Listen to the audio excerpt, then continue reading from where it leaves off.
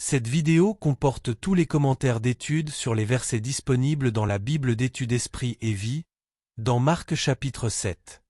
Chapitre 7, verset 6. Son cœur est très éloigné de moi.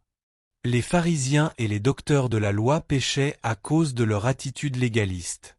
Ce péché consiste à remplacer les bonnes attitudes intérieures qui viennent du fait d'être nés de Dieu et de l'Esprit par des actions extérieures ou des paroles, voir Matthieu 5 verset 20, note, 5 versets 27 à 28, 6 versets 1 à 7, Jean 1 verset 13, 3 versets 3 à 6, voir Ésaïe 1 verset 11, note, Amos 4 versets 4 à 5, note.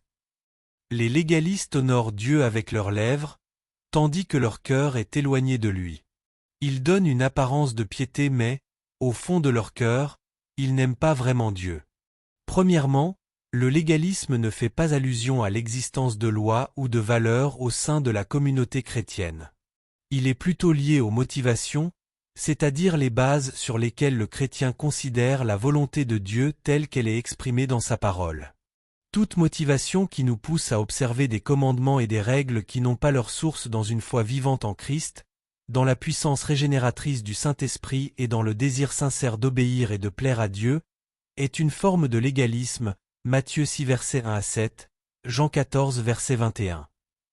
Deuxièmement, même à cette époque de grâce, les chrétiens demeurent assujettis à l'instruction, à la discipline et au devoir d'obéir à la loi et à la parole de Christ. Le Nouveau Testament parle de la loi parfaite, la loi de la liberté, Jacques 1 verset 25, la loi royale, Jacques 2 verset 8, la loi de Christ, Galates 6 verset 2, et la loi de l'Esprit, Romains 8 verset 2. Dans la parole de Dieu, nous trouvons a. Des commandements positifs, 1 Thessaloniciens 5 verset 16 à 18, b. Des commandements négatifs, Romains 12 verset 2, c. Des principes fondamentaux, 1 Corinthiens 8 verset 13, et d. Des paroles prononcées par des dirigeants spirituels qui ont reçu l'autorité nécessaire pour prendre les décisions dans le domaine spirituel, Éphésiens 4 verset 11 à 12, 1 Timothée 3 verset 5. Hébreux 13 versets 7 et 17. Verset 8. La tradition des hommes. Les pharisiens et les docteurs de la loi étaient coupables de placer la tradition humaine au-dessus de la révélation divine. Jésus ne condamne pas ici toutes les traditions, mais uniquement celles qui entrent en conflit avec la parole de Dieu. Les traditions et les règles doivent s'appuyer sur des vérités correspondantes contenues dans l'Écriture, voir 2 Thessaloniciens 2 verset 15. Les églises doivent lutter contre la tendance qui consiste à élever les traditions religieuses, la sagesse humaine ou les coutumes modernes au-dessus de la Bible. L'Écriture est la seule règle de foi et de pratique infaillible. Elle ne doit jamais être invalidée par des idées humaines, verset 13, Matthieu 15 verset 6 note. Verset 18. Ne peut le souiller.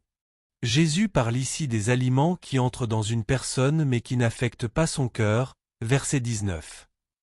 Ce verset ne peut pas être utilisé pour justifier l'usage de drogues nocives ou la consommation d'alcool, car ces derniers peuvent être à l'origine des péchés mentionnés dans les versets 21 et 22, voir Proverbe 23 verset 31, note. Versets 20 à 23. Du cœur des hommes. Dans ce passage, ce qui souille, verset 20, fait référence au fait d'être séparé de la vie, du salut et de la communion de Christ à cause des péchés qui ont leur origine dans le cœur.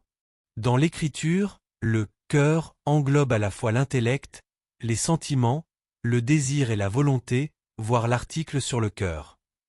Un cœur impur ne peut que corrompre les pensées, les sentiments, les paroles et les actions, Proverbe 4 verset 23, Matthieu 12 verset 34, 15 verset 19. Ce qu'il nous faut, c'est un cœur nouveau et transformé, remodelé selon l'image de Christ, voir Luc 6 verset 45, voir l'article sur la régénération. Verset 27. Le pain des enfants. Le mot « enfant » désigne Israël. Jésus explique que l'Évangile doit d'abord être annoncé à Israël. La femme comprend cela, mais n'en répond pas moins à Jésus avec sagesse, persévérance et foi. Elle affirme que le dessein de Dieu pour les gentils est que, lorsqu'il bénit Israël, les gentils reçoivent, eux aussi, les bénédictions de manière indirecte.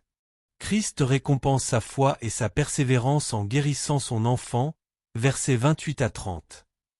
Lorsqu'ils prient pour leurs propres besoins et ceux des autres, les croyants doivent faire preuve de persévérance, et à l'occasion, ils peuvent même aller jusqu'à raisonner avec Dieu, voir Matthieu 15 verset 28, note.